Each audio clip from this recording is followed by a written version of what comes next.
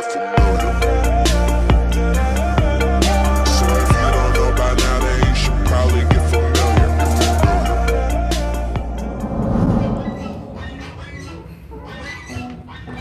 Assalamualaikum warahmatullahi wabarakatuh. Oke, balik lagi dengan saya Basirun, Muhammad Basirun.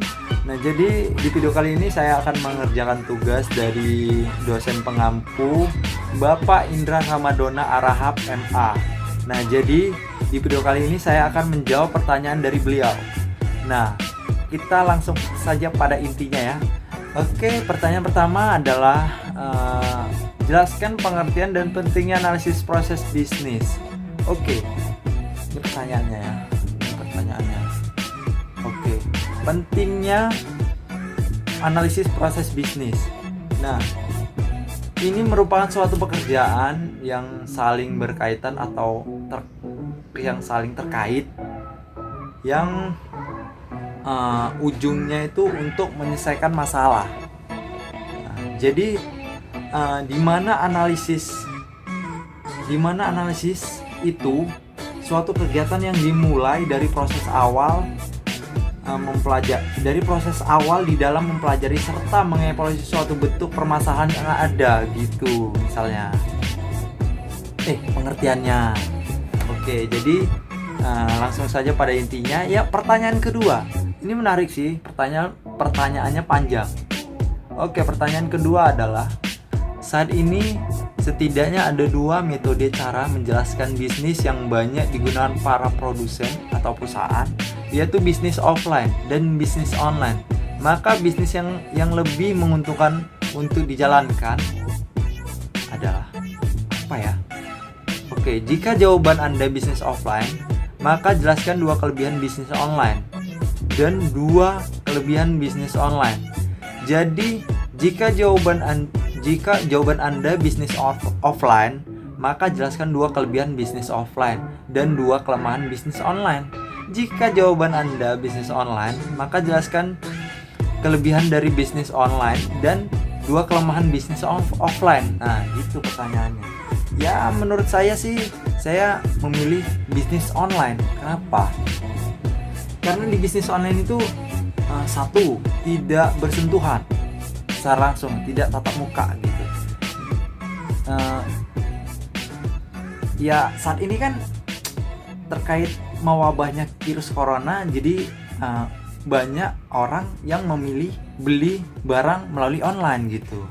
Jadi menurut saya sih online, kelebihannya itu tadi tidak bertatap langsung, jadi kita tidak kena virus corona gitu ya kan. Jadi menjaga jarak, jaga diri sih sebenarnya. Oke, ini kelebihan yang kedua adalah modalnya sedikit. Kenapa modalnya sedikit? Ya kita, menurut saya sih, saya pernah jualan online juga. Modalnya itu cuman beli barang, terus kita jual kembali gitu. Kita yang jual pun nggak repot gitu. Modalnya sedikit ya kan. Modalnya cuman beli barang, terus kita jual lagi, kita dapat untung. Nah gitu. Oke, jadi itu kelebihan bisnis online. Selanjutnya dua kelemahan bisnis offline ya. Dua kelemahan bisnis offline, dia itu bersentuhan langsung. Nah, ini tadi yang masalah virus corona ini tadi. Kalau kita bersentuhan langsung kan berbahaya itu kan. Jadi untuk sekarang mungkin nggak mau beli offline ya kan. Jadi orang maunya beli online gitu. Jadi itu sih kekurangannya. Kelemahan bisnis offline yang kedua adalah itu modalnya banyak ya. Contohnya ya kita harus sewa sana sini, sewa ruko, sewa tempat, sewa tanah atau sejenisnya gitu ya. Ya gitu sih, modalnya banyak gitu. Belum lagi kita beli barangnya atau sejenisnya gitu ya kan, beli perlengkapan atau. Jadi itu sih dua kelemahan bisnis offline. Kita langsung saja pada intinya. Pertanyaan nomor 3. Nah, pertanyaan nomor 3 adalah, jika Anda memiliki bisnis yang memiliki kelemahan di bidang bisnis dengan pesaing Anda, sebutkan minimal 2 cara untuk mengalahkan pesaing bisnis Anda tersebut. Nah, ini menarik sini sebenarnya. Ini menarik. Nah, saya ada teman namanya Sidik. Nah, dia juga punya bisnis offline, yang bisnisnya itu jualan aksesoris ya. Jualan aksesoris kayak jam, kayak gelang atau segala macam gitulah ya kan, aksesoris gitulah, pakai topi gitu. Jadi dia jualan itu di sampingnya jualan itu juga. Jadi kan ini pas sama pertanyaannya ini kan. Jadi saya pernah nanya sama dia, bagaimana sih kamu bisa bersaing dan mengalahkan pesaingmu ini? Jawabannya simpel. Jawaban dia apa coba? Jawaban dia adalah rezeki udah ada yang ngatur gitu katanya. Nah kalau menurut saya enggak. Itu menurut dia ya kan. Jadi menurut saya itu, saya lihat bisnis dia dan bisnis tangga dia itu kan.